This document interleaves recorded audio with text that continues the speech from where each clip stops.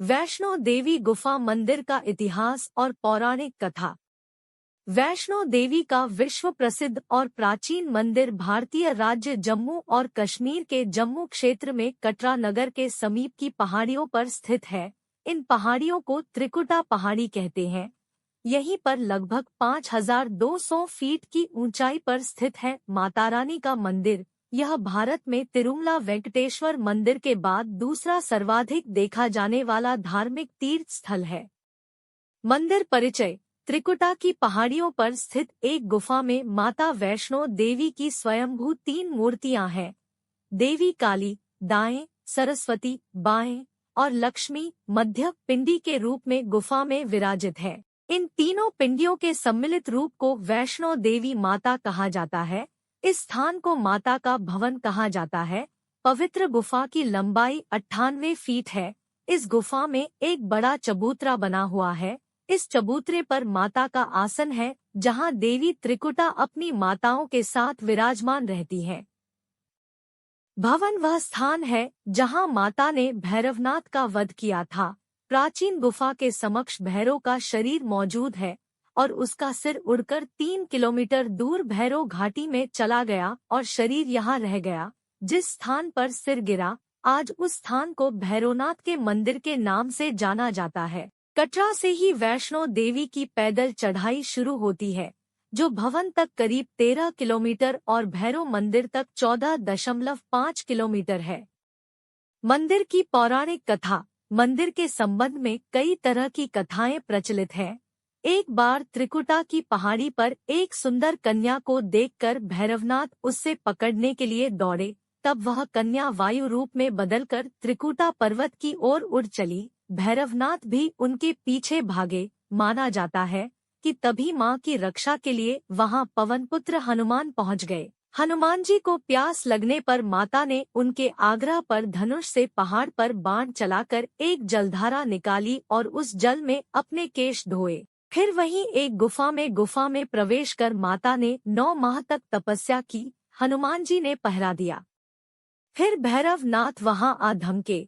उस दौरान एक साधु ने भैरवनाथ से कहा कि तू जिसे एक कन्या समझ रहा है, वह आदिशक्ति जगदम्बा है, इसलिए उस महाशक्ति का पीछा छोड़ दे। भैरवनाथ ने साधु की बात नहीं मानी। तब माता गुफा की दूसरी ओर से मार्ग बनाकर बाहर निकल गई। यह गुफा आज भी अर्धकुमारी या आदिकुमारी या गर्भजून के नाम से प्रसिद्ध है। अर्धकुमारी के पहले माता की चरण पादुका भी है। यह वह स्थान है जहां माता ने भागते भागते मुड़कर भैरवनाथ को देखा था। अंत में गुफा से बाहर निकलकर कन्या ने देवी का रूप धारण किया और भैरवनाथ वापस जाने का कहकर फिर से गुफा में चली गई। लेकिन भैरवनाथ नहीं माना और गुफा में प्रवेश करने लगा। यह देखकर माता की गुफा कर पहरा दे रहे हनुमान जी ने उसे युद्ध के लिए ललकार और दोनों का युद्ध हुआ। युद्ध का कोई अंत नहीं देखकर माता वैष्णवी ने महाकाली का रूप लेकर भैरवनाथ का वध कर दिया।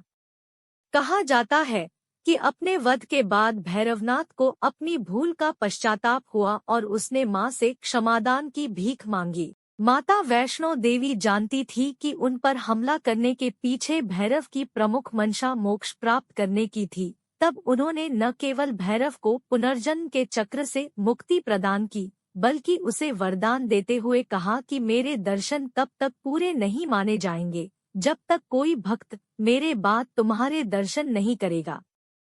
मंदिर की कथा। उपरोक्त कथा को वैष्णो देवी के भक्त श्रीधर से जोड़कर भी देखा जाता है।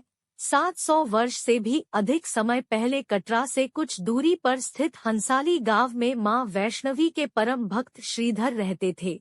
वे संतान और गरीब थे, लेकिन वे सोचा करते थे कि एक दिन वे माता का भंडारा रखेंगे। एक दिन श्रीधर ने आसपास के सभी गांव वालों को प्रसाद ग्रहण करने का न्योता दिया और भंडारे वाले दिन श्रीधर अनुरोध करते हुए सभी के घर बारी बारी गए ताकि उन्हें खाना बनाने की सामग्री मिले और वह खाना बनाकर मेहमानों को भंडारे वाले दिन खिला सके।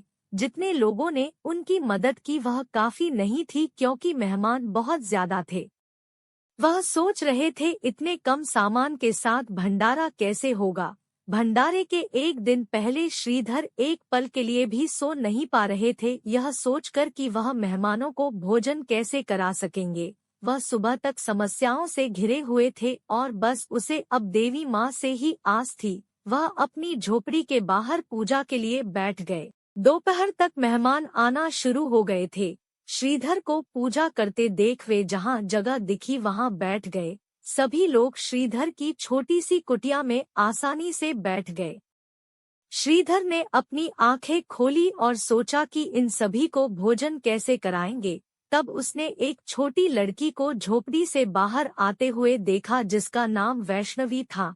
वह भगवान की कृपा से आई थी। वह सभी को स्वादिष्ट भोजन परोस रही थी। भंडारा बहुत अच्छी तरह से संपन्न हो गया था। भंडारे के बाद श्रीधर उस छोटी लड़ी वैष्णवी के बारे में जानने के लिए उत्सुक थे, पर वैष्णवी गायब हो गई और उसके बाद किसी को नहीं दिखी। बहुत दिनों के बाद श्रीधर को उस छोटी लड़की का सपना आया। उसमें स्पष्ट हुआ कि वह माँ वैष्णो देवी थी। माता रानी के रूप में आई लड़की ने उसे गुफा के बारे बताया और 4 बेटों के वरदान के साथ उसे आशीर्वाद दिया। श्रीधर एक बार फिर खुश हो गए और माँ की गुफा की तलाश में निकल पड़े और कुछ दिनों बाद उन्हें वह गुफा मिल गई। तभी से वहाँ पर माता के दर्शन के लिए श्रद्धालु जाने लगे।